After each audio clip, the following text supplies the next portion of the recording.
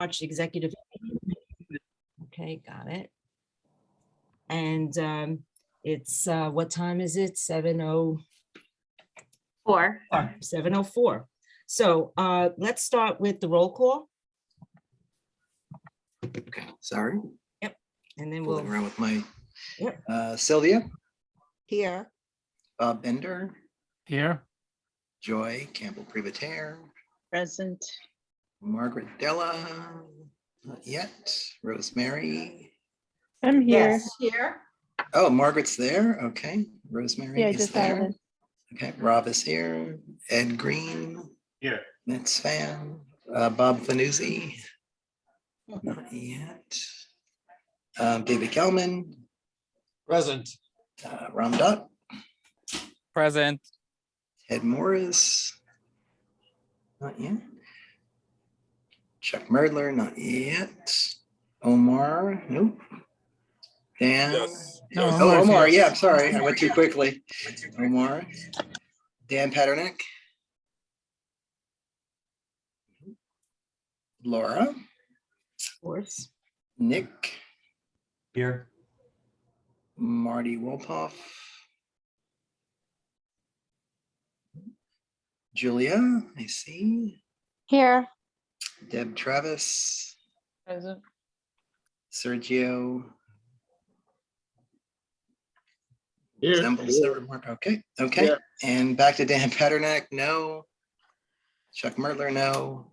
Ted Morris, no. Bob Fanuzzi, no. Okay. Who is owner?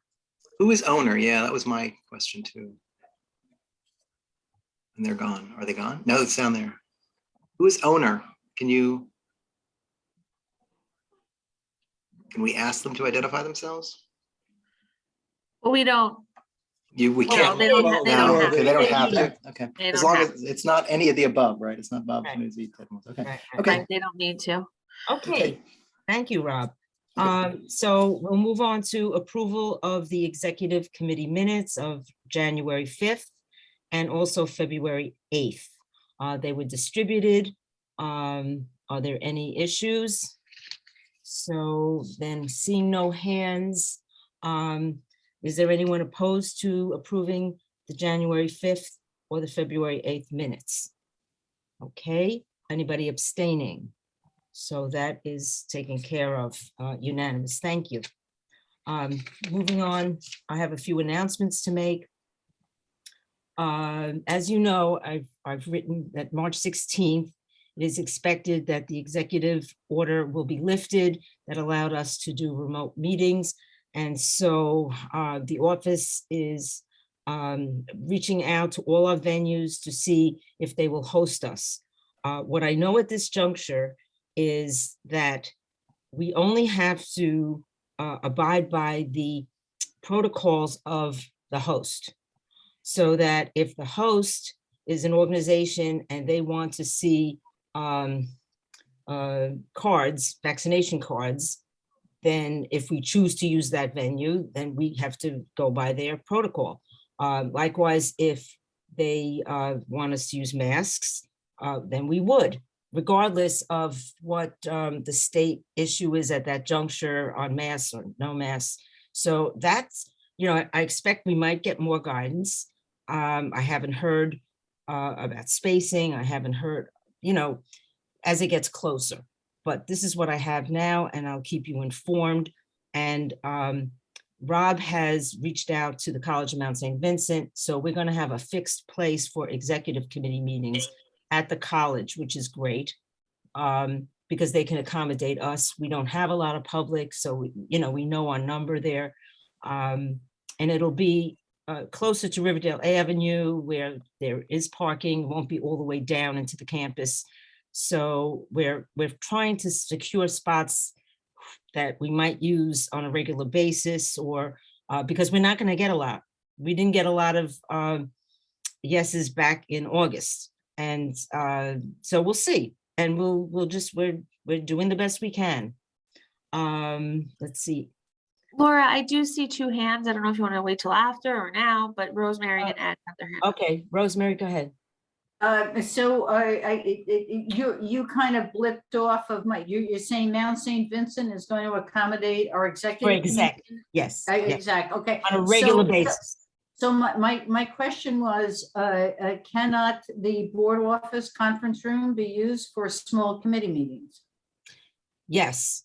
If it's very small, it's just that if the public wants to come, then you have a problem.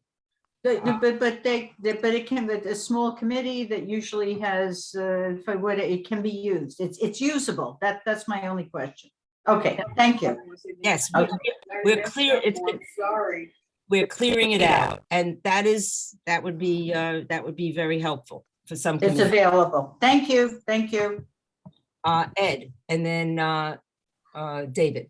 Hey, Laura, was there any continued, is there gonna be any continued talks, or was there any speculation about continuing Zoom? Because to me, the biggest bargaining, point for this would be is it opens it up to more community engagement. As we've seen, we've just had in most of our meetings, we've had a lot more participation from community members via Zoom because of the convenience factor of it than we previously had in person. So was this brought up, or is there any talks continuing about potentially changing the system for good so that we do this Zoom or sometimes Zoom, or has any of this been discussed? What's been discussed is they're very anxious to get back to the old way of opening up. And what the VP's office said, prepare yourself, start looking for sites. They do not anticipate that we'll be able to meet remotely. Now, some of the sites we go to don't even have Wi-Fi. Like people are looking, and Kira's investigating what might be done for the public, not for the board members. We physically have to be there, but we're not at that stage yet. But I mean, that would be great if we could figure out a way for the public to be able to Zoom in. But as I said, it's Wi-Fi is not at all these sites. And, we're not all the boards are grappling with this and researching, so we'll circle back with you. But I mean, you're preaching to the choir. We all know that it's been, public participation has been over the top. It's been fantastic. But their point is they want us to, they want staff back in the office. They want us to resume in-person meetings, So it's essentially fruitless to lobby to continue this at this point. That's what you're saying. You know what? If you end up with no quorums and then you have data to show the difference and things like that, maybe later on. But right now, they're on we had a meeting about this and they're on a goal. The goal is to back in person. Yeah. Thank you. David. Yes, in the same vein, I think these are two separate issues. I understand the desire to meet in public and conform with the state rule, whatever it may be as of the 16th. But separate from that, whether we do or we don't get permission to meet via Zoom, I think we should, as a matter of course, work on making sure that our meetings are Zoom available regardless. I think it's been a very good tool for informing the community. We should make the community feel welcome to physically attend, but if they can't attend or don't want to go through the trouble of commuting or what have you, we should still figure out a way to do a Zoom while we as board members are meeting in person. And I think that would require exploring the possibility of portable Wi-Fi hotspots that probably would be run from a cell phone. And then maybe that's something the office can look into. But I think it should be a policy that we should pursue separate from whatever the state reg may end up being in 2 weeks. I couldn't agree with you more. Absolutely. Okay, you. seeing no hands. Okay, on the trainings, the VP let us know that sexual harassment training will commence shortly. But we will be able to complete the exercise from our home computers like we did the last time. So that is very good. And then the board's office will send us a certificate that we've completed it, and then that certificate goes to Kira. So they expect that to happen shortly. But they're also looking at diversity training along the lines of the EEO training that's currently used in the city. And they're not there yet, but because they, right now, when you use it, you have a city email. And so they're trying to adapt that system for others. And so that's, that's coming down the road. Any questions about that? Okay, Rosemary. Rosemary? Yes, when you say diversity training, you mean the borough president wants us, or this is the mayor wants us? Which is diversity training comes from whom, the borough president or the mayor? I'm not sure. They come from, they're citywide from DCAS. Yeah, well, you know what he did now that you mentioned it, he said DCAS is working on getting it, available to us. So it's the But mayor. I'm not, Okay. yeah. I believe, I don't want to misspeak, Rosemary, but I believe it's from the mayor, but happy to look into it, get back to Okay, you. no, it's just, okay, thank you. Thank Diversity you. on top of harassment training? Yes. Yes, Wow. But the good news is that you don't have to go into an office or something, we should be able to do this from our home computers. And for those board members without computers or issues with computers, we'll coordinate something to help you. Okay, seeing no hands, I'll move on to, did everybody get to read the expose from the New York Times on Monday about AAPCI? Yes. Yeah, it was incredible. I'll just tell you a little backstory. Last Thursday, the reporter, Amy Julia, who had done many investigative pieces in the past,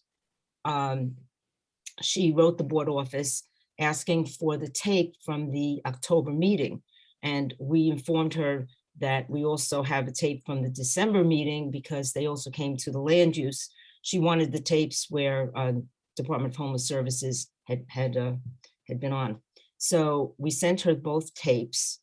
I wrote her that we would fully cooperate with anything that she need, let us know. So she didn't call us, so there were no interviews with us. But then Monday, was this big expose. What does this mean? As far as I could tell, it's going to be a very big delay. We had already found out just a few days before that the AAPCI contract had not left the MOCS, Mayor's Office of Contract Services, had not gone to the controller's office yet. And so we were relieved to hear that. Now I don't know, I believe because of this investigation, it's going to be a lot longer if they're going line by line. Now, some of the things that the article said, such as the nepotism issues, as of April 1st, the answer was the brother will not be there anymore as chief financial officer or this or that. But this more serious thing, the way I saw it, I don't know what you saw, but was using your family as a consultant and, that paying your family as a consultant for that organization. I think that's a much heftier thing, and DOI is looking into it. Now, just coincidentally, I wrote a letter to DOI asking for them to investigate the contract because of all the issues that this board has had with the process, with the system, with the lack of transparency, and all the other issues that we had. And I felt, and I quoted that woman, Amy Julia's article, the fact that the pay scale over $500,000, and issues and things like that. So we'll see what happens with this. Anybody have any other, comments? You read the article? I mean, the timing was very critical for us right now with 6661 Broadway. Rosemary. Okay, it's on the topic, but maybe a little off the topic. I spent an entire day down there reading this bloody contract. Yes. My hand was a claw for almost 3 days because I had to handwrite everything. I delivered to you a tremendous amount of information on what the board of directors can be, what the exceptions are. You've got to read what I wrote. It is twisted around to no end. You're not allowed to do that except unless it's unbelievable the way this contract is constructed. I'm not going to go into detail now because, to tell you the truth, I forget, but I delivered all that information. You got to read the sections I wrote about the requirements in the contract or lack of requirements about siblings, et cetera, on the board of directors. It's okay. Consultants work. It's all there in the contract, and you get dizzy reading it. But please read it because I read it and wrote it. It's again, sorry. We did the best we could, Rosemary. Kira and I made an appointment with Pulo. We looked at it again. We looked at some of those sections. We came up with something interesting, that this project falls under CEQA, with CEQR. And so the goal here was to get as actively involved with the CEQA and make sure they dot every I and cross every T. And so I reached out to some agencies in the city to find out more about what we can expect from them and demand from them, and that we didn't want an environmental assessment, we wanted an impact. And so I was making a case and getting ready to send that letter, actually. And then I know while they're in this preliminary stage, they're not subject to FOIL, but we are going to FOIL anyway. I'm going to send a FOIL, and I got some language where it would be rolling as far as when they're going to take an action or something like that, or have to submit it again, because you can't get anything. You just can't. Okay, so Yeah. just please read what I read and wrote and put it up against the article that you just sent. I'm not sure they match up. Oh, okay, that I think maybe the contract is a little late in catching up with what the article is. That's my only point. Okay. That's it. Excellent points. Ed? Yeah, is there any other, outside of our community board, is there any other public pressure to, shine a light on this? Because as you said, now it's good timing for this. So, but good timing without public pressure.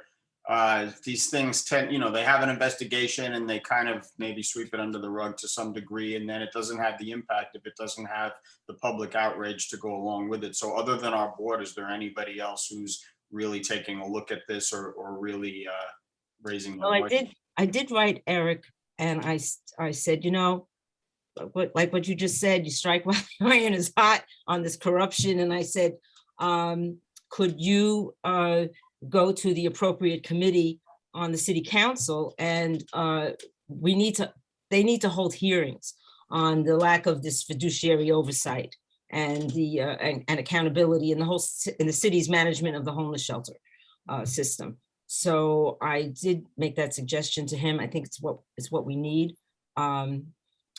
There is this corruption. It's just a very easy system when you have this.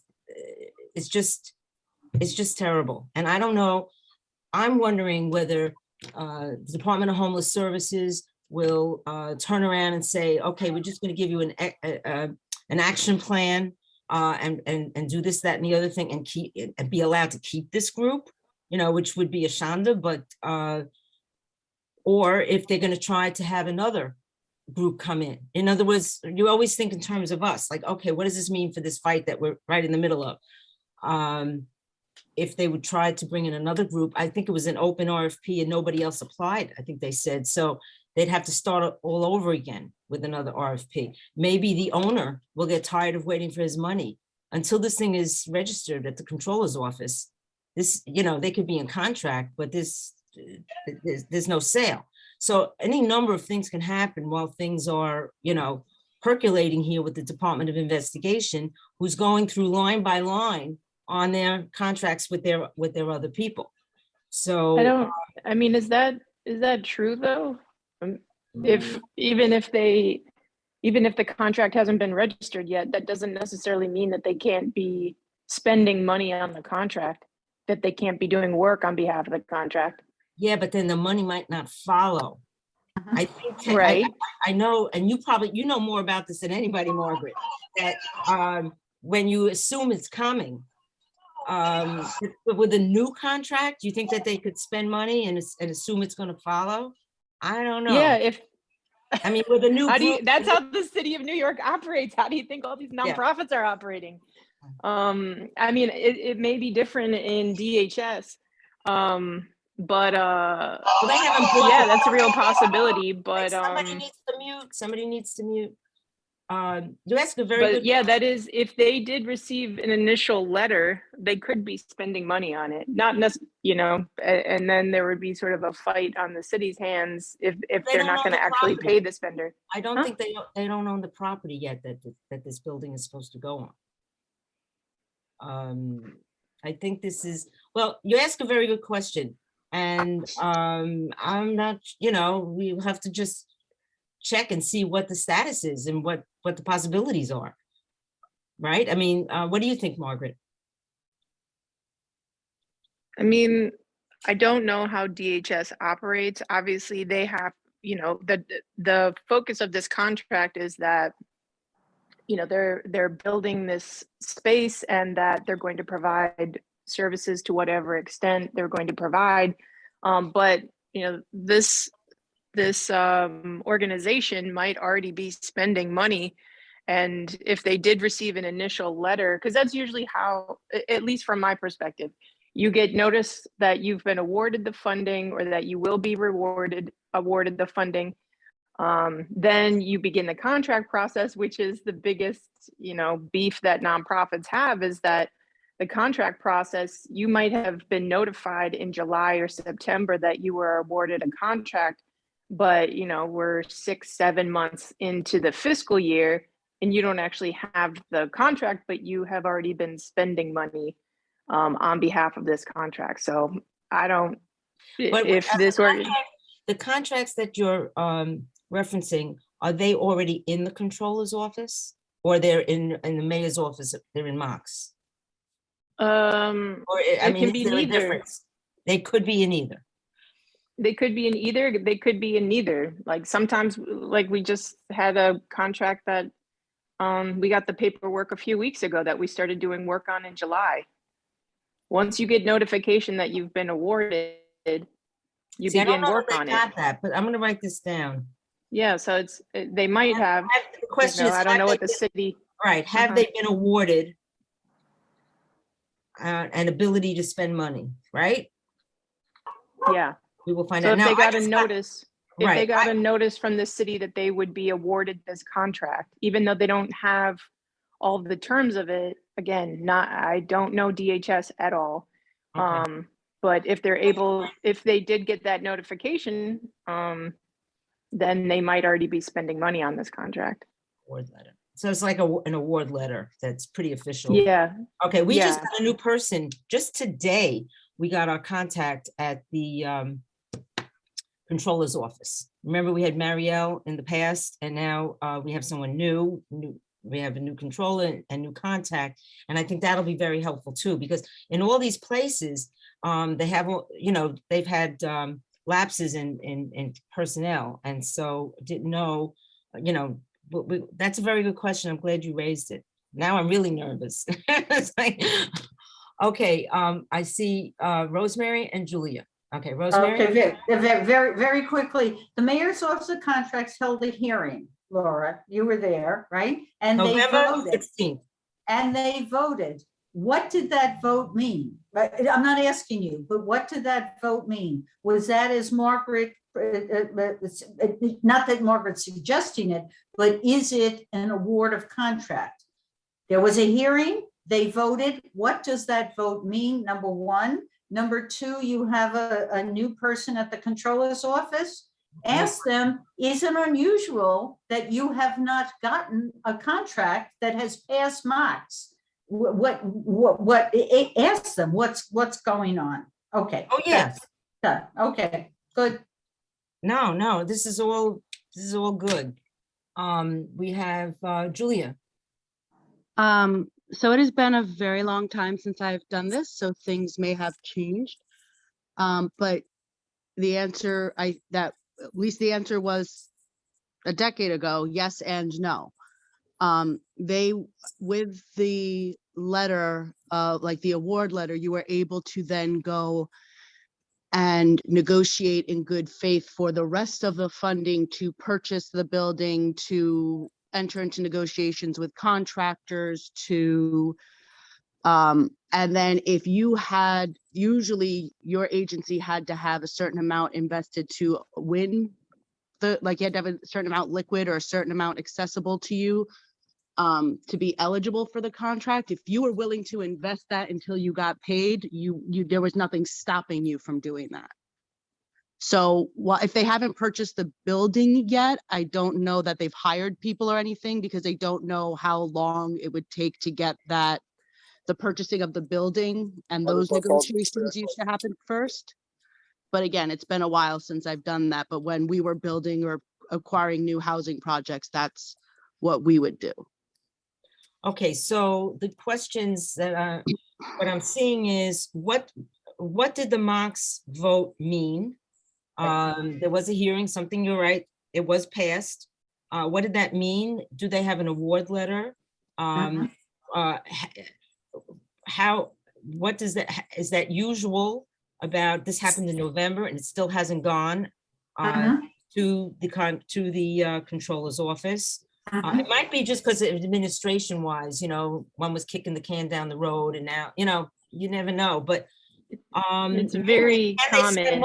Can they spend money is, I think, what I'm picking up from this discussion is what we, can they continue? Is there something that could stop them in their tracks on that? All right, this is all good. Thank you. Laura, Robert, go ahead. Yep. yeah. Spending money is one thing on services. Spending money on a down payment for the acquisition is another thing. Yes. So I would also try to figure out, Julia, your expertise here, experience is really helpful. Is that your first outlay? Go ahead, please. Yeah. Is that your first outlay with liquidity? Will somebody who's building something from scratch look to put a down payment or some kind of commitment in advance of the contract, in advance of the award, if they have a notification? So would that be the first thing a person does when they have Mox approval? Would they go and basically put a pin on the property and say, here's our down payment? Yeah. All right. Look, we have a lot to check out now. Because then there's service provider money and then there's property money. And this has health service implications, but also land use. So is there any way we can find out if there's any transaction going on between the owner of the land and the awardee of the contract? That's the question. We know who the owner is. We could endeavor. What we've heard is that it's in contract, that they've been in contract. They're a service award to the provider, but when you say in contract, it's not the contract to build. That's what I want. I'm trying to clarify. No, it's to buy the land. I'm sorry, Bob. It's to buy. It is to buy the land. It is just to buy the land. And then, of course, they have their contract going on between Court Square Realty, which we asked the DOI to investigate whether that went through the normal channels and, I you see. know, Okay, competitive bidding and all this kind of stuff, whatever went on there. So, I see. Okay, but I think that we have enough to begin here and enough to feel very nervous about. In other words, I was Yeah. euphoric. I'm still, I'm not euphoric. I mean, it's a corruption, it's a bad thing, but I mean, we have to get to the bottom of this. So, I see, Julia, is your hand up from before? Or you have No, more? I wanted to add one more Sure, thing that sure. housing used to do that might throw a wrinkle in it. Is that Uh-oh. if they do not have the money themselves to purchase or build the building, they can go through a third party. That third party would then own the building and get the tax credits until the agency could pay them back. interesting. Yeah, and that article So might that would be a little incentivize that. Yes. It can be a little difficult to figure out where they are. Like I ran a building that was owned Right. by a tax credit company that was Enterprise. They paid for the building of the building. We were responsible for the management, but we were basically Right, buying it right. back from them. And Got until we did, they got all the tax breaks for owning a low income building. Julia, a situation like this where the service provider, the future owner, is under a microscope may actually incentivize them to go faster rather than slow down, if you know what I mean. So they can get shovel in the ground. Right, and it's for that piece is not an uncommon practice because Yeah, the service provider may have the assets to cover it from other projects, but they don't have it in liquid to put it down on a new project. if that Understood, makes sense. understood. Yeah, thank you. Okay, let's, Laura, can I just add one last quick thing? One other question you should ask also is if all these scenarios, would any discovered improprieties make some of these arrangements null and void if they are binding, in fact, at this point? If any discovered improprieties would cancel out any of these so-called binding agreements? right, in which case, they may have to start, somebody else would have to start an RFP all over again. Yeah, there's a lot of questions, and these are really, really good questions, and I appreciate it. I think that we'll bring this up some more in, you know, in land use and in other, you know, committees and venues, and I'll be calling you up to ask, you know, more advice as this goes on, but we have a lot to chew on right now with this, for sure. So thank you all for your suggestions. Okay, I just want to move on. My last item is New Legacy Studios at 6048 Riverdale Avenue, exotic land, right around the corner at 466 West 261st Street. Many complaints. And the problem is that you had an illegal club operating this New Legacy. They didn't have a liquor license. They were serving, put it this way, Kira has been very thorough in reaching out to the fire department, the police department, the sheriff's office, SLA, you name it. And we did have a tour that included Father McCarthy from St. Margaret's Church, because this club is right there, and the 5-0 and representatives from Assemblyman Dinowitz, Councilman Dinowitz, Ed was there, public safety, a few others. As we were outside of the venue, people were stopping in cars, you know, what are you gonna do? You gotta close this place. So let me just say, Kira and I met with the landlord yesterday, or was it the day before? I have no sense of time. Yeah, it was yesterday. And there is nothing in this establishment's lease that allows them to have any of these events. And he was shocked and very upset. And, you know, we gave him the Facebook posts and all that showed what was going on. He's going to deal with that. Okay, so we have very supportive landlord, and we'll see what happens there. But we continue with the agencies. Then the smoke shop around the corner, they have taped up their hookah, vaping, and other parts of their sign, and they have Bart Simpson. So it was like a real draw for children. The neighborhood was, you know, up in arms about this. The Department of Consumer Affairs is checking their license. As of right now, they don't have the license to do what they're doing, but it could change. They're going to let us know next week. So the tour was helpful and the meeting with the landlord was helpful. And we'll just stay tuned on that. But, you know, the community is really very organized in opposition to the effect of these stores. Last thing, any questions on that? Okay, last thing, we will have a very interesting TNT meeting at the end of the month. DOT has expressed that they're going to show their plan, which is to reduce on Riverdale Avenue between West 254th Street and 261st Street from right now, it's currently 4 lanes to 3 lanes, and to install a bike lane. So that will be at the end of the month. I'm only mentioning it because there's nothing more controversial in this whole community. I would be remiss if I didn't mention it at exec. I usually don't, you know, mention a bike lane, everybody goes nuts. So I'm just mentioning it. Let's see. That's it for my announcements. And let's move on to, if there are no hands, Sergio, there's a hand. Go ahead.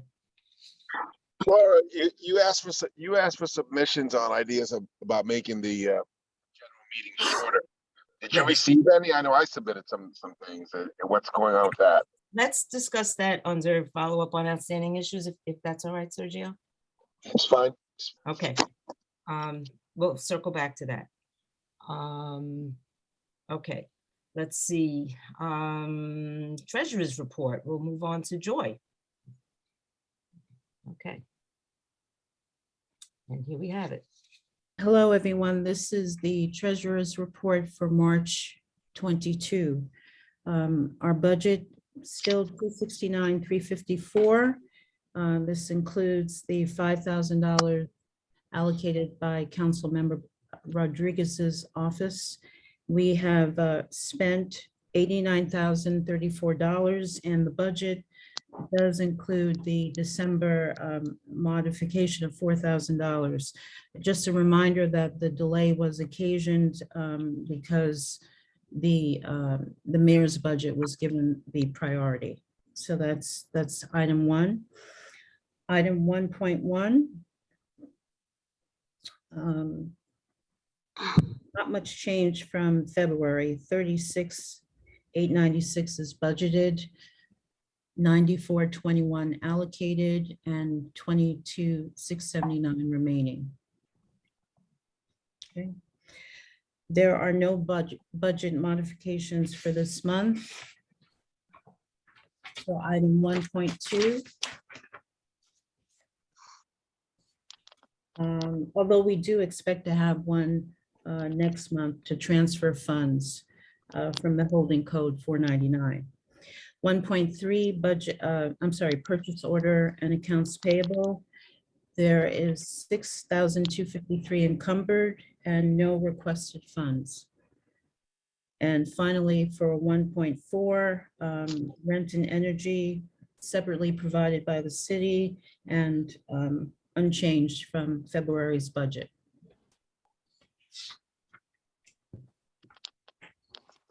And that's the March budget, or the March treasurer's report. Thank you, Joy. I see Rosemary. Yes, hi, Joy. Over the past couple of months, we heard that there was that the mayor was going to be asking for a 3% cut, as I now understand it's for next year, not this year, right? It's 3% next year. So just looking forward to take our big budget number and take 3% off. Are we comfortable with our staffing and everything else? My assumption is yes, but has somebody looked at our big budget number, take 3% off? Where do we stand for next year? And by the way, did the mayor's budget actually have the 3% cut in it? I'm assuming. Not for community boards. So, yeah, sure. Yeah. So luckily, community boards are untouched. We're not going to be getting pegged as of now. Oh, you know, obviously that excellent. could change.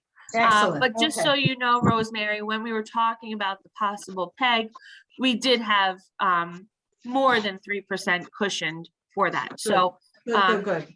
the preparation that you did, Laura, Dio, Roz, the past few years have really set us up if that ever came down. So, Okay, but but lucky enough, we're not going to be pegged.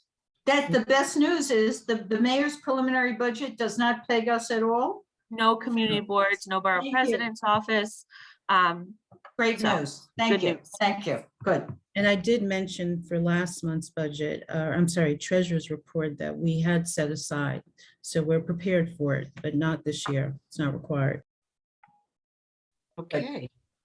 Seeing no other hands, we'll move on to the DM's report. Kira. Sure. So I'm going to have a short report because Laura and I have been working together on a lot of those big ticket items.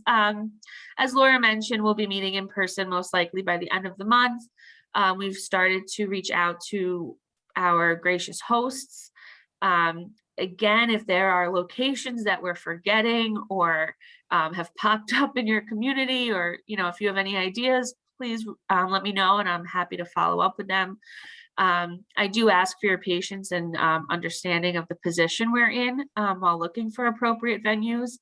A lot of venues have changed their rules and regulations. And then just to also echo what David was saying earlier, I'm doing everything in my power to continue to use Zoom. I particularly like it because we can record our meetings, and oftentimes after a meeting, people from the public, newspapers, elected officials want the recording. So we do have an extra laptop that chairs can sign in and out, record the meeting. We'll have to do some training with chairs.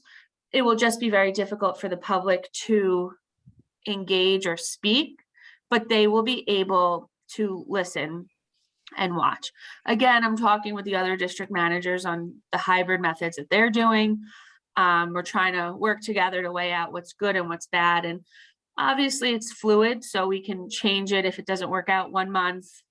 We try something else the next month. It won't be perfect to start, but we're definitely willing to try it. So that's good news. And if anyone is a Zoom expert, please feel free to reach out. I know Rob Jaklowski has given me some good ideas, but I'm happy to hear some more. Applications for the community board are due on the 4th, which is Friday. We have gotten a lot of questions from the public about the attendance part of the public application. It's a self-certification. So if the public has attended a meeting, they don't need the chair or the district manager to sign. They can just self-certify what meeting that they were at. And I've helped some board members coordinate a notary. So if you're having issues getting your application notarized, let me know.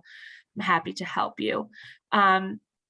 Just one thing to report. We've gotten some complaints from the community and several board members about Seaman taxi drivers littering in the district. As you know, Siemens is not in our district, but it's just over the bridge in Manhattan.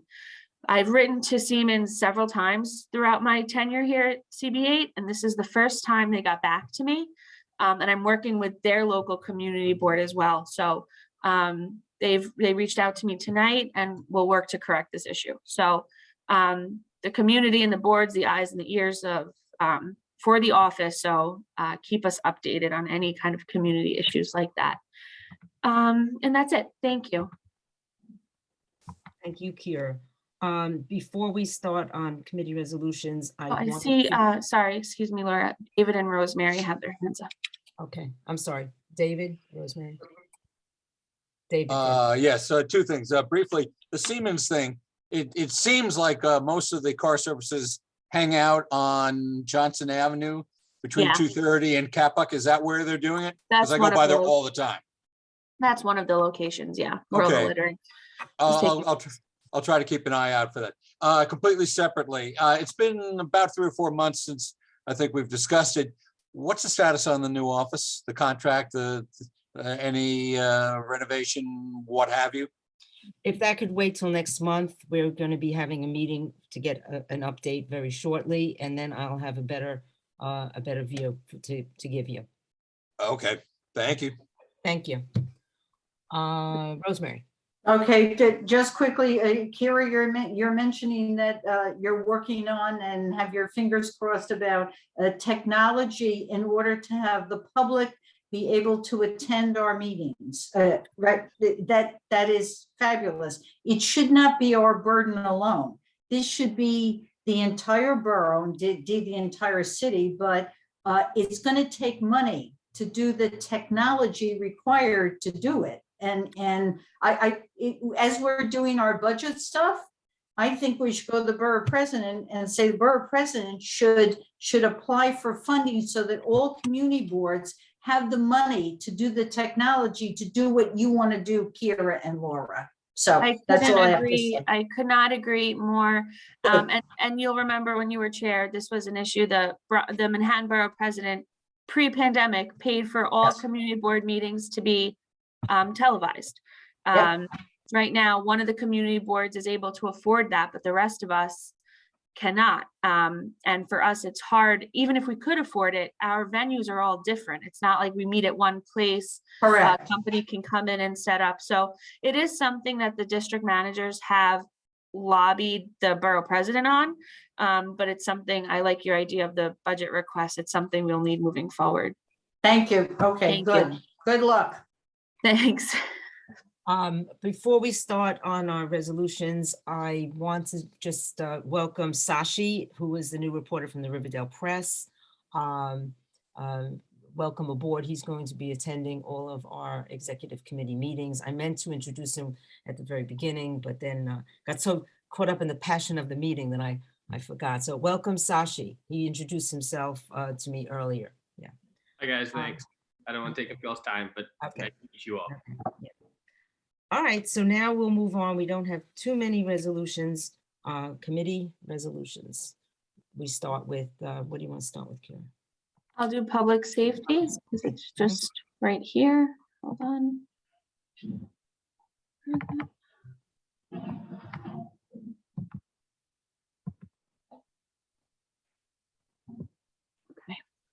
All right, I'll try to go through these quickly, because we had a bunch of them. We had Welcome to the Family Coffee Shop located at 219 West 230th Street for wine, beer, and cider renewal. We had William E. Irvin Jr., American Legion Post 774, located at 3035-37 Corlier Avenue. That was for a full liquor license renewal. We also had a full liquor license renewal for Riverdale Diner at 3657 Kingsbridge Avenue. We had full liquor license renewal for Caridad Restaurant at 135-45 West Kingsbridge Road. We had a method of change operation, and the method of change operation was to extend the hours of operation to 4 a.m. and add live music from Magools Inc., which is at 6697 Broadway. We had a renewal for a full liquor license for Van Cortlandt Park Golf Course located at 115 Van Cortlandt Park South. And we had a renewal for wine, beer, and cider for Monomore Coffee and Wine Inc., which is located at 234 West 238th Street. We had a new application for a temporary retail permit for wine, beer, and cider for Savour Coffee and More, located at 3725 Riverdale Avenue. The reason they applied for a temporary retail permit was because the process would have taken an additional 3 months or something for a full, and they're in the process of doing that, so they applied for the temporary.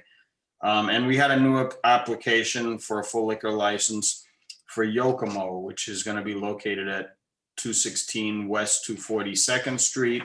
All of these applications, the 50th precinct had no issues with any of the businesses specifically at these locations, and the Public Safety Committee unanimously approved all of them. And that's that. Well, that's good. We'll probably vote on this as a package since everything was unanimous, and good job on your committee. Anything else, Ed? That's it. Okay, so on, we'll be voting a second time on the street naming for Bill Stone. And aside from the street naming that we'll vote on, is there any other resolutions? We did add a whereas. We have parks. Give me just one moment. Okay, that's right, of course. And also just that we did add the additional whereas that was requested for the street naming resolution. And okay, we're on the parks. I'm sorry, we have the parks now. Let's switch there. Okay, very good. Ramdot, would you like to speak to the resolution? Sure. Hey, everyone. Good evening. So this resolution came out of discussion at our last Parks and Rec Committee meeting.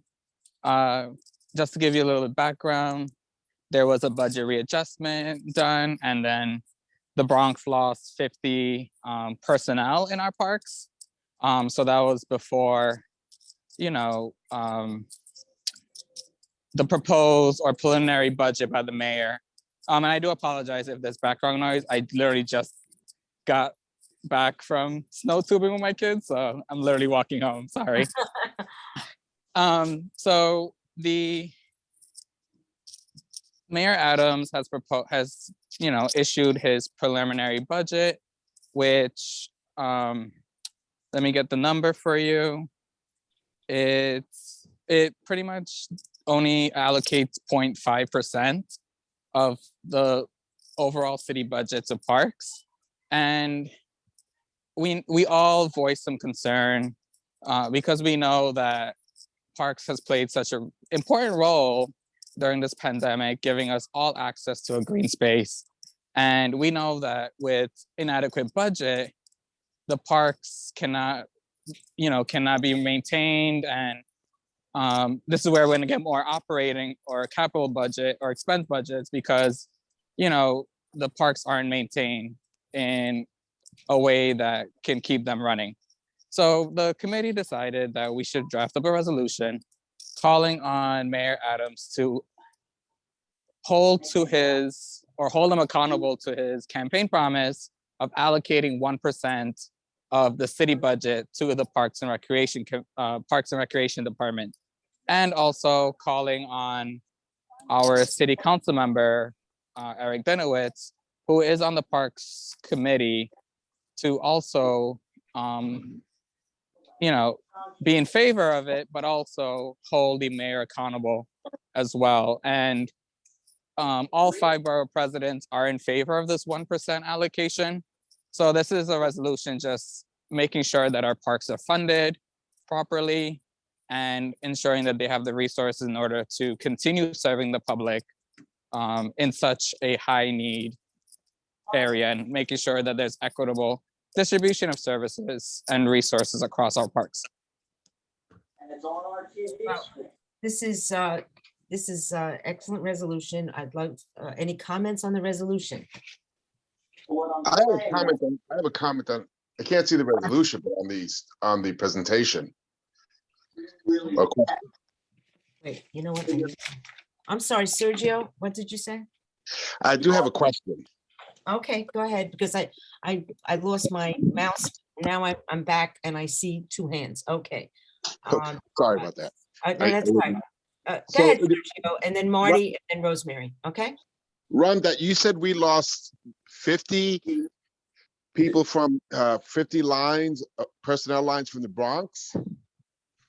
Yeah, that number, Stephanie Ulrich, who is our parks manager and part of Vancouver Island Park Alliance, mentioned that we lost 50 personnel from the Bronx with the budget adjustment.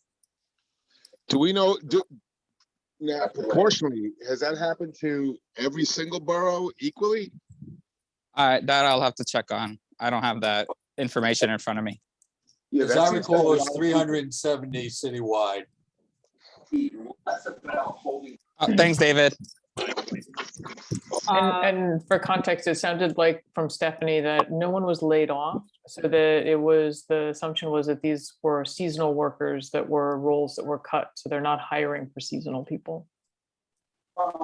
It's gonna be done. Yeah, go ahead, sorry.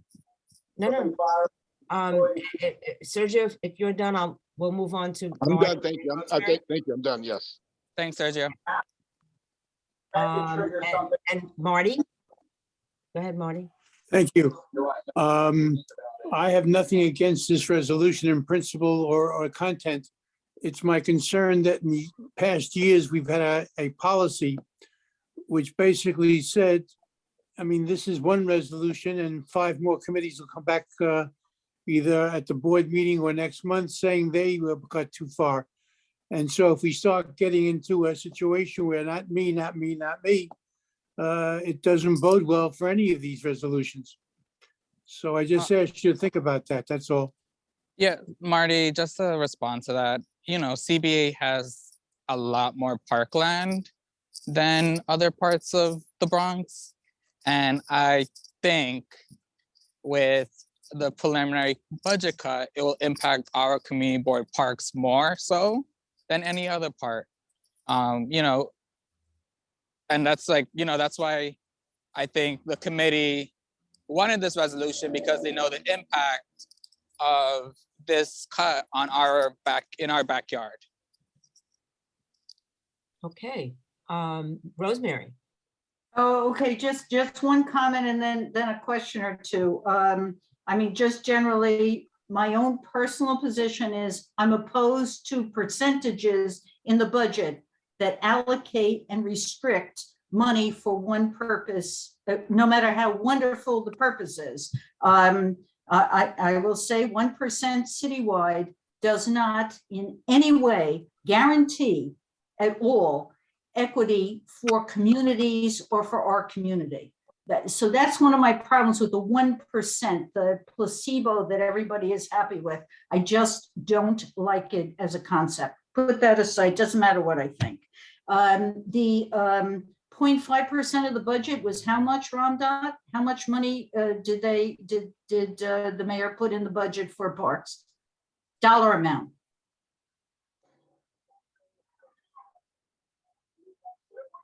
Sorry, give me 1 second. I'm pulling up that number for you right now. I have it Okay. actually.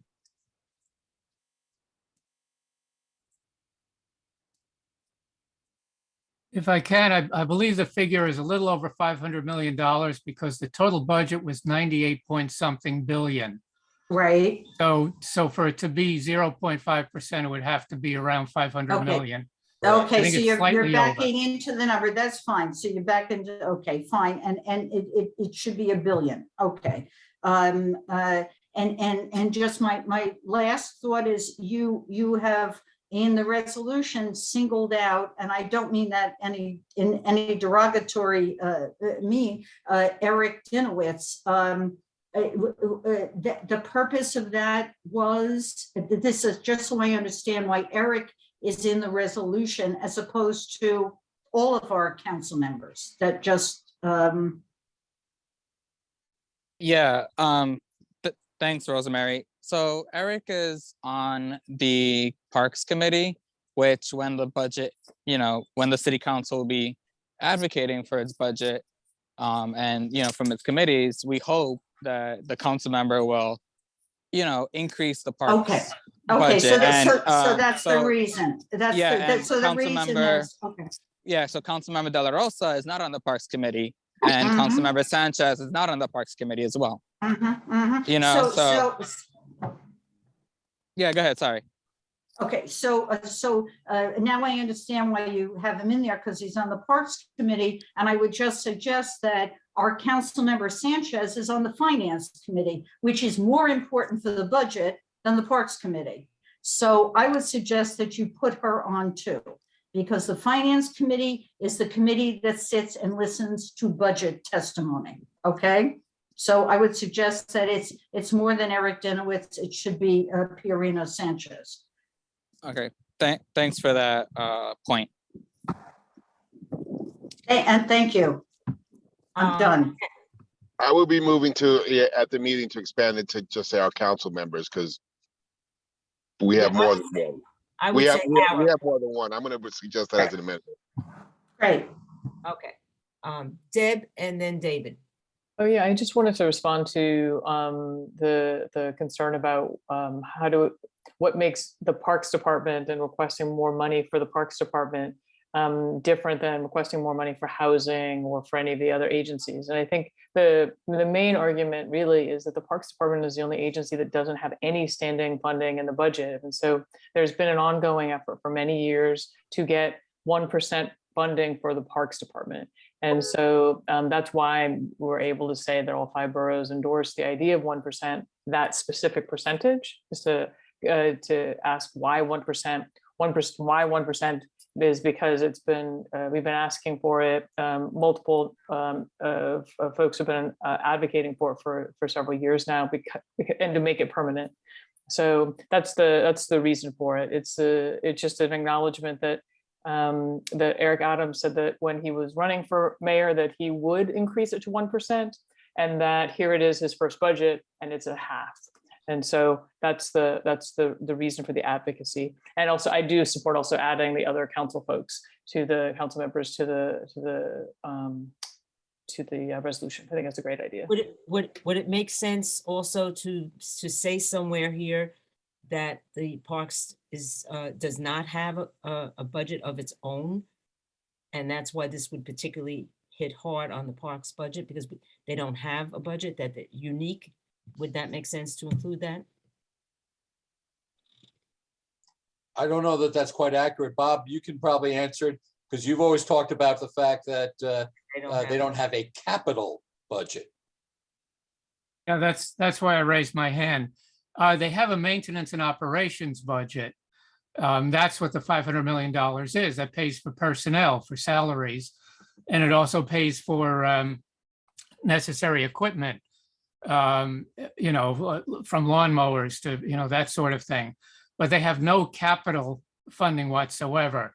If a playground is obsolete, needs to be replaced, there is no money for that unless it comes from the council member for that district or for any parks project. So that's the distinction. There is a parks budget, but that budget essentially pays for salaries and a certain amount of equipment, and that's all.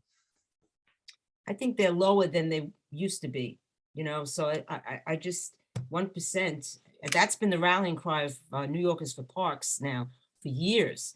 So I think this is a very sound resolution. Yeah, I would also add, what I think, and I take Marty's point that every committee might have its own needs, its own agency that it wants to advocate for. And frankly, as far as I'm concerned, that's fine. I'm willing to look at those resolutions if they come in. But I think what makes this situation somewhat different is that the mayor specifically campaigned on this promise of 1% for parks. And so, what we're doing here is not so much advocating for increased funding. We certainly are advocating for increased funding, but we're asking the mayor to fulfill a campaign pledge, to fulfill a promise. And I think that puts us in a slightly different category from simply saying XYZ agency doesn't have enough money, give them more money. Yeah, and that's in the resolution. It is. That he promised. Yes, it's important whereas. Thanks, Bob. Yeah, and thanks, Bob. I misspoke. I didn't realize. Thank you for the correction. And thank you all. Yeah, just to complete the thought, when I passed it off to Bob, Deb and Bob actually covered much of what I was going to say. However, it was discussed in our meeting that 1% has largely been considered a good standard for city budgeting, and it was pointed out that several major cities have 2% and 3% and all that sort of stuff. But having said that, yes, the mayor did campaign on it, and also the 5 borough presidents were quoted in the New York Times as having supported the notion, and that's in the resolution as well. And I think we should strike while that iron is hot. Good. Okay, so seeing no further hands, I think we just have a very quick look on the street naming, which we'll be voting on the second time, that we did add the clause, we made whatever changes people suggested. Yeah, there was And- one, there was a request to add the names of the specific organizations that spoke in favor of the street naming. So we added a whereas to acknowledge those institutions and the people who came to the meeting and spoke in favor. Okay, so if there are any other. Okay, so we'll be voting on that again. It's the, if you, Kira, if you scroll up just a tiny little bit, that's the new, right there. Whereas this street co-naming has been endorsed by River Spring Living Hebrew Home at Riverdale, Riverdale Jewish Center, Bronx Developmental Disabilities Council, and the Interagency Council of Developmental Disabilities Agencies, yeah, along with additional endorsements from former Community Board 8 chairs Robert Fanuzzi, Dan Paternak, Rosemary Ginty, and current chair Laura Spalter, and city council member Eric Dinowitz. Okay, so any comments? We'll vote on that the second time, and then it will go right to the city council. Okay, so next on the agenda is agency responses to FY23 preliminary budget. David? Laura, I have a question first. Oh, sure. On that last resolution, why were individual past chairpersons named and others not? Oh, that's good. Am I missing somebody? You listed a number of past chairpersons of the board as being in support of this. I'm in support of it and spoke out in favor of it. What Oh, didn't okay. I do? And Marty was a past chair. Oh, okay, well then we should add Very that. I'm sorry, good Marty, I didn't know that. Very good So, catch. Yeah, Very no, good totally. catch. I knew you had spoken in favor of it. I didn't realize you'd been the chair. So yeah, we can make that change. I also want to commend you on the change in the first paragraph. That was very, very nicely done. No, thank you. I appreciate that. Are there any other misses on the chairs? We'll have to, Marty, you'll have to tell us if there's any other chairs that voted for this that are sitting on the board. Chuck, was Chuck a former chair? Marty, was Chuck Merler a Yes. former? Okay. Got it right there. I think that would be it. Chuck was the very first chair. Exactly. Okay, good catch. He was our George Washington. Okay. Did you say he was with George Washington? So seeing no further hands, let's move on to agency responses to FY23 preliminary budget. Okay, David. Not much to really say. You know, we shared the information a week or so ago, and you know, I encourage folks to only look at the sort of the smaller, shorter parts of the document, not the 116-page one, because I don't think it really added much. And there was an awful lot of, yeah, nice idea. Go ask your council member,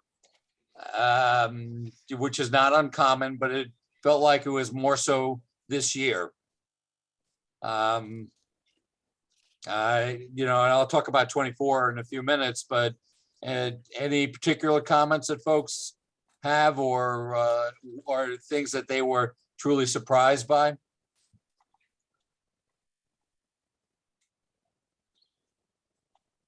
Well, in looking through it, David, I was happy to see a few things actually get funded, like the 141 RKA, you know, school library, and that they're funding certain programs, expand college access.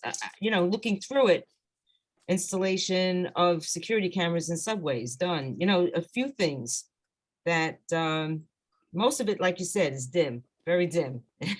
More information is needed, all that. But there were a few things that they said are taken care of. So I think the subway part was outside of our cycle. But it doesn't matter, it's getting done. It's in there. It's in this. But anyway, we have a public hearing on at the March Tuesday. meeting. Please come at 6:30. And we'll see if agencies will come and speak. We'll do some reaching out. Hey, I see Bob Panuzzi's hands up. Yeah, there was some good news in this 2023 about composting.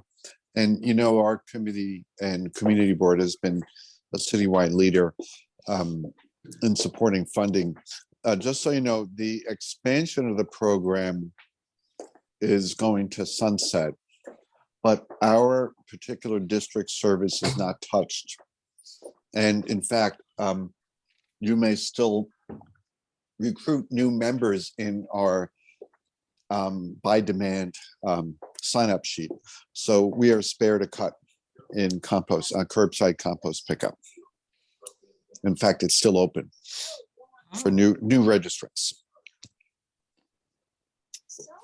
Okay, I think we put something like that in the newsletter as well. We're still reaching out, put that on social media that you can still sign up for compost. Important. Seeing no hands, David, anything else you wanted to? Well, yeah, I just wanted to talk about the 24 budget, since we're in the neighborhood. I sent out a list, a couple of attachments as templates for each of the standing committee chairs to use as the basis for putting together your fiscal year 24 capital budget requests and expense budget requests, and to prioritize them. I encourage you to use them and integrate your current, your coming year thoughts into them and turn them around to your committee members this week so that they will be prepared to come back to you at your March meetings and that you can discuss them and create a preliminary prioritization for your fiscal 24 submissions. And that next month you finalize those two lists and get them back to the office by April 20th. Okay, thank you, David. Any questions for David? Okay. Oh, by the way, if you have any questions at all about how to use the form and the Excel spreadsheet and all that sort of stuff, please don't hesitate to give me a call or send me an email. The office can help you as well, but I'll be glad to take on the task personally if you'd like. Feel free to call. So, Laura, as I had mentioned to you, we're definitely going to be trying to bridge some request priorities, especially with parks and TNT coming from the ENS side, to deal with flood mitigation and stormwater management. So we made a good start on that. And I just wanted to thank Sergio for putting the DEP maintenance issues of the reservoir front and center through his 311 calls. And that's definitely going to be making it into our budget where it has been in the past, but it seems like it's not working. So Sergio, thank you very much. And our requests have always been for DEP maintenance to be upgraded within the reservoir fencing. And it looks like we have to move that one up a little bit. So thanks a lot for your stewardship with that. You know what? I noticed in the agency responses to that about the request for the contracts for JPR, they wrote that they will maintain the contracts for JPR, and that's not great because I mean I don't know that what they have is good enough. You know, maintain contracts for JPR on DEP. Yeah, what I see is it's not sufficient. Yeah, not sufficient. So we have to fix that. Increase. Yep. Yeah. So thank you, Sergio. So we're finished with committee resolutions. Before we begin committee members' issues for discussion, I just want to congratulate Julia and the youth committee. I don't know if everybody has seen the flyer for the Community Resources and Networking Summit. I think that's really exciting. I see that there are groups that are signing up to, registering to participate, and I just think that's fantastic. And that's on Monday, March 21st, 7 o'clock. And I'm looking forward to that. Thank you, Julia, for doing this. Okay, now, I committee think that mem- was a date change, wasn't it? Julia? From the 14th to the 21st, if I remember correctly. I just want to confirm that. Well, the flyer is March 21st. Well, the prior flyer said, I think the 14th, correct? What, is Julia on? Anybody on the youth committee? Please here. Sorry, my volume was a little low. If that was done for the 14th, that was done in error. It was always intended to be during our March meeting. Our meeting is the third Monday, so that's the 21st. Although I have a meeting with Pablo tomorrow, we may have to push it back if we have to have it in a physical location, because we have not, I don't think we've secured a physical location yet. We'll talk about this. I don't think there will be a problem. Yeah, Julia, we'll figure that out tomorrow on our call. Yeah. Thanks for the clarification. And again, congratulations on this. I'm sure it's going to, one way or another, it's going to be a fantastic event. Okay, committee member issues for discussion. Sergio, do you want to discuss your, what you had sent me for everyone? Yes, I was just asking because I did send a few suggestions in on at your request for when for shortening the meetings. So there are a few items that I had proposed that I want to see, Madam Chair, if anyone else had proposed them, because I think we do need a resolution eventually on this. I just think, I don't know about a resolution, but I'm sorry, I did get back to you saying I would get back to you, and then I'm sorry I didn't. If you want to discuss it with the exec committee, that's fine now. Well, some of them were like just limiting debate, having pro and con debates, limiting time on debates, and the other larger item was allowing appointed board members to speak at committees, because rather than have people raise things at the meeting, we can refer them to the committees, but then they should be allowed to speak at the committees. So that, I believe, should be something that goes across all committees. Right, I remember seeing those, and I remember one, Sergio, that said board members could send in their positions to be added to the minutes. I would think it was number 2 out of the 3. Right. If you that if you have something that you'd like to be made part of the record, but it doesn't necessarily affect the vote or something to that effect, that you could submit something that we would agree would become part of the minutes. The thing is, my thought on that, because I thought the others were, very workable.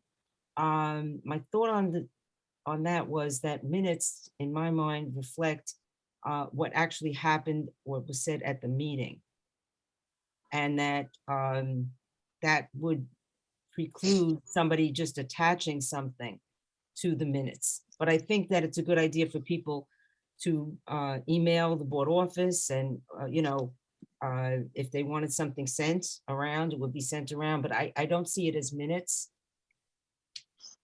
That was my thought on that, but I'm sorry, I didn't really circle back with you, and I'm glad you're throwing it out. If you want, I'll send it around. Yes, please. Okay, Ramdot, you have a hand up, and then Marty. Hey, everyone, I won't take too much time, but you probably heard about the Half Moon Overlook issue. And so myself and Bob Bender had a call with Dan Reynolds, and also Joe Magneri was on the call on Monday. However, Dan Reynolds mentioned that the stewards of Spine Dival Parks Group are protesting on the fact that Parks is dragging their feet. Well, they believe Parks are dragging their feet on the issue of Victor working in Half Moon Overlook without, any training and so on and so forth. So, and then Jody is planning on coming on the full board meeting to express her discontent with the fact that she believes Parks is once again dragging their feet and preventing, so right now, the Spine Devil group are protesting. Jody mentioned to me today when I was on a call with her that they're not going to do any work until something is done about this Victor issue and Parks addresses it in a way that, without a training, fines, whatever the legal realm of they can address this with. So, I'll talk to you and Kira offline, Laura, about maybe drafting up a letter to send to DPR to make this an urgent issue for them to address, because we are coming up. There's an issue raising where the parks groups are going to start pushing back on the fact that DPR isn't necessarily bringing either legal action or any action against Victor for his unsolicited help in Half Moon Overlook. Okay, for the Kira has written to the Parks Department extensively and will continue to. So yes, let's have a call. And just so that Half Moon Overlook is a Forever Wild Park. This individual, without any permission, is pruning and cutting down and cutting back and clearing areas and just some people like it, but he has no permission to do it. There's a process, there's a protocol to do work in a park as part of a group, and it's approved. So all the rules are being broken here, and they're quite agitated. And let's continue to discuss how. Lord, let me just be clear on one thing. Yeah. He's not authorized, but moreover, he's inviting people to hop the fence and go into the park, and it's extremely dangerous. There are no fences leading to a 20-foot drop to a concrete platform. People could die. I'm sorry to interrupt. No. I listen. I've spoken to Jody, and I've toured and I've seen what he's doing. It's wrong. I don't understand the lack of response. I don't understand it, but I know that we are communicating with the Parks Department on it, and we'll continue to. Laura, Marty? I'm sorry, I don't mean to jump ahead of Rosemary and Marty, but I did want to speak to this issue as well. It's not that Parks has been unresponsive. They have in fact had PEP officers at Parks where Victor said that he was going to be doing work. He's active on social media, and then he doesn't show up. So they've had a difficult time, trying to get the PEP officers there when he's there, so that the PEP officers can confront him and say, look, you can't do this, you have to leave. They're well aware of the situation.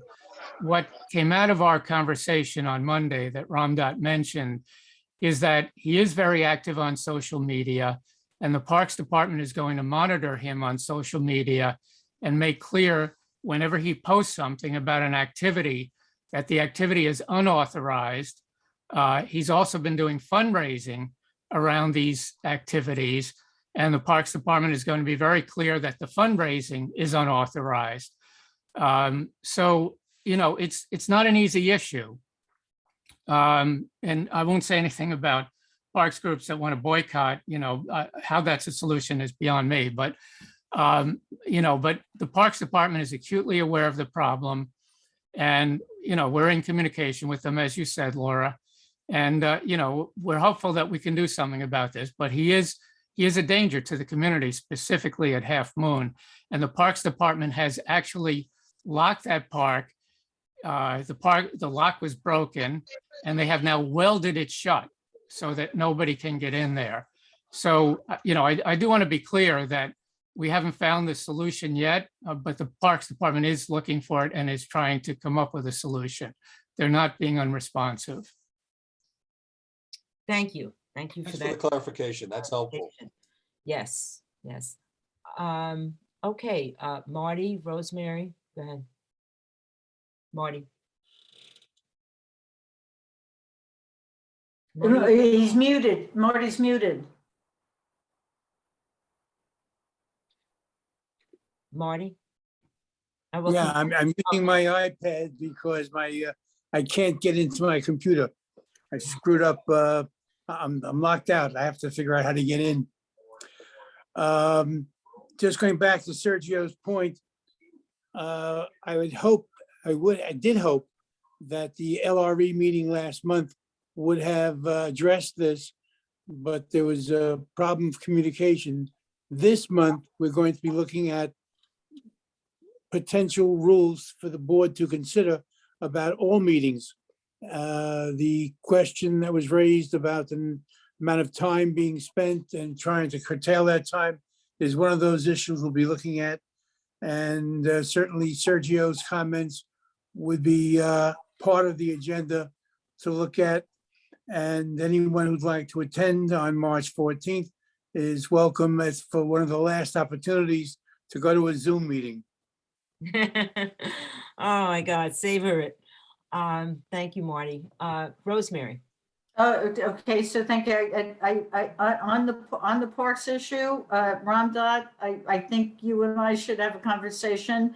I went through this last year. Parks absolutely needs to do something. I urge them to take legal action against him. I think it has reached a point where legal action needs to be taken against this man. He is dangerous and is endangering people. On the other side, he's a Pied Piper that stirs people up. Oh, look at the wonderful things he's doing. He's gaining money. He's gaining followers. We have seen them. Jody and I have gone to parks and we have seen his followers come and rip plants out of Forever Wild parks. It's not allowed. It's not allowed. These are not his parks. You will remember that I had a person come from Forever Wild to educate the community board, and I think it should be done more to educate the public about what Forever Wild parks are, so he loses his followers. He needs to lose them in what he wants to do. And number two, he needs to be stopped. So Ramdot, I would love to have further conversations about conversations I had with the Parks Department on this specific issue. The reason I raised my hand is on the TNT meeting, on the plan for Riverdale Avenue from 254th, whatever. Do we have a copy of the plan? Has it been sent to the community board? No, we Deb, haven't have you requested it. seen it? Deb, have you seen the plan? No? Nope, we've not received a copy of it. Laura, I know you've been kind of trying to get more detail, correct? Yeah, no, I asked for it. If they could send us the plan in advance. They have not. They have not. They have not. So when No, it we are does, asking, yes. when it does come in, I would suggest that it be sent to whoever wants to see it, maybe the whole community board or the whatever. So none of us, the plan exists, but none of us have seen it. We've requested it. but- You know, Okay, we just got this, we just had this conversation. Understood. And I will but- add, under the new state law, if we were to get the plan, it would need to be posted on our website 24 hours before the meeting. Okay. And we No, would share it in addition to that. They might 24 hours is not, if it exists, we should get it as soon as it Yeah, of exists. course. Okay. We've asked several times. Okay, thank you. That really was my question. Thank you very much. Good point. Bob and then David. I don't know if Laura, you're. I think we finished the discussion of the errant Pied Piper in the park, and I just wanted to add that he is pulling up native plants that were planted by parks and also illegally fundraising. He is a fraud. I wish parks would take this seriously. This is this is criminal activity, what he's doing. Yes. David. Yeah, I just want to note, my understanding is that the fundraising he's been doing has largely been from the developer at the Bradley Terrace building at Villa Rosa Bonheur, who, you know, is clearly not a friend of ours. No. And I wonder if we should consider sending that developer a letter saying, please be aware that Victor is in no way authorized to do any work within the Half Moon Overlook. And please stop David, I think I don't the know if issue that's is that a crossing a private, line or not, but I wonder if But- we should consider that. a private party, a developer is funding community-based activity outside the public system. This is heinous in a lot of ways. Yep. It's self-dealing and it's illegal. They No, I cannot be using understand that. All I'm saying private is funds. He And, may not be aware that Victor does not represent that which he claims to represent. Well, I think the Parks Department and DOI should be notified that a developer is funding a private person outside Parks Department to make alterations and quote unquote improvements in the park, which include platforms, I understand, for people to do yoga, all kinds of alterations that are outside the scope of work, outside any parks authorization, done so with private funds. I think I you're right, think the this, DPR and DOI may be a better avenue. this is a matter for DOI. Okay, lots of facts to, to clarify here as well. It's we one of the funds, biggest. how much they've given, it's bad. And I think we'll continue work. And I think last comment on this, Deb, on this topic. Yeah, I just wanted to add, just as a person who runs a park group myself, that I think a lot of folks don't understand, that it's not always easy to tell who runs a park group and which park groups are legitimate. And that because we're not all 501c3s. And that a lot of folks also just don't know how much work goes into just bureaucratically, administratively, keeping yourself aligned with the Parks Department when you have an authorized Absolutely. group. And Absolutely. so I think both of those things, it's very possible that the developer has no idea that Victor is not participating in all of the administrative stuff and is not authorized by Partnership for Parks, which is the agency that you would be, working with. So, it might be helpful for him to know that. And then it's also might be helpful. It's an opportunity for the broader public to know that there's an opportunity for people to participate and make their own parks groups and how to do it and what that looks like.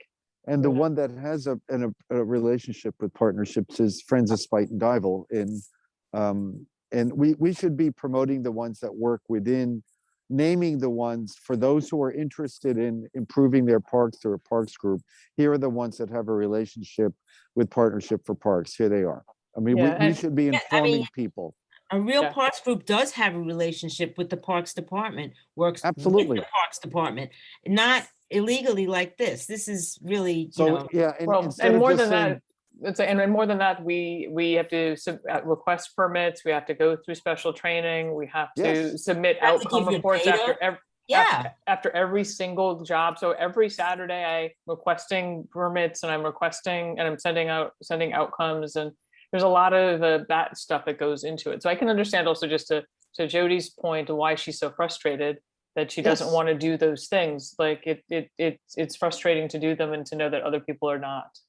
So, but this is an opportunity to remind let me our just move on. listeners. Let me just But move on. Laura, but we should be naming the ones that do have approval. So if people want to make a difference, here's where to go, We have not the this. Parks Resource Guide, and maybe we'll update. I'm talking about in social media. When you're talking about an Oh, in social advisory, media. in your advisory, that this is not approved, you have to say, if you do want to contribute, here is the one that is approved. That's all. Okay, yeah. Sylvia. Sylvia, your hand is up. Maybe she's muted. She's muted. Sylvia? Okay. I have three questions arising out of my committee. I don't know if you want to hear that right now, because most of the items that you have are more broad minded. But one of them is, Laura, have you gotten any response from SCA on the letter about the environmental review and the input of the community board in that issue? Not to the second letter. For the no. new school? No, we have not gotten a response from school. You haven't, okay. And Kira, I have a question for you, two actually. One of them is that I spoke to Enzo at Eric's office, and I was talking to him about the $5 million that he has to fund items in the community. He said that a letter was sent to, or the information was sent to the office, and it was supposed to be distributed to the standing committees. I never saw anything. Is that still in the wings, or? Do you mean discretionary funding? Yeah. We sent that to local organizations. I Not the didn't. community board. No, because committees can't apply, but I can send it to you now if you'd like. Why couldn't committees, he gave us money for the education issues. Why is this money different? Well, maybe I'm unclear, but we sent it to schools, community organizations, libraries. I apologize for not sending it to committee chairs. I just don't think we've ever done that in the past, but I can check. Oh, okay. Because we as community board don't apply for discretionary funding.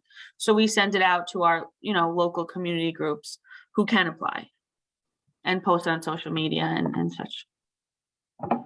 We'll circle And back that with Enzo on that. I question that because, well, anyway, and the third Sure, thing. and I'll follow up with you, Sylvia, individually. Yeah, at my meeting, there was a parent of PS 360 who is, that's a school where a child was killed on the sidewalk after dismissal many years ago. They put in speed bumps. He says they put them in the wrong place. Now they have a street where the speed bumps are being destroyed by motorcycles and electric bikes and such. And he wanted it fixed. Somebody told him to come to education, which he had a 311 number and everything. Did he get in touch with the community board? Because that's what I told him to do. No, that issue never came to us, and we never told him to go to education. I didn't say you did. If he, reaches out to us, I'm happy to look into it for him. Do you have his name or anything? I can. Yes, I do. follow up. His Okay, name so is- why don't you give me a call tomorrow and I can get that Sure. info from you. Okay, thank you. I'm done. Okay, Bob Fanuzzi? Yeah, Laura, thank you. Yep. I just wanted to relay issue that's in our minutes and from our last meeting about the commercial dumping and abandoned car situation around JPR. So Kira, because of our meeting that we really shone a light on that, and Kira and Laura and Deb actually collaborated in getting was it a van or a bus, Deb, taken away that next day right after our meeting? But we were It was a told van. by van, yeah, we were told by, so of course we say we want more enforcement. And we were told by sanitation that, apropos of Sylvia's comment, that council districts will fund security cameras and that they are monitored by sanitation. And we haven't decided to go forward with that. I definitely just wanted to share this information with the whole group and also ask if there are any other security cameras in our district that are used by sanitation for this purpose before we go forward. Does anybody have any background on this?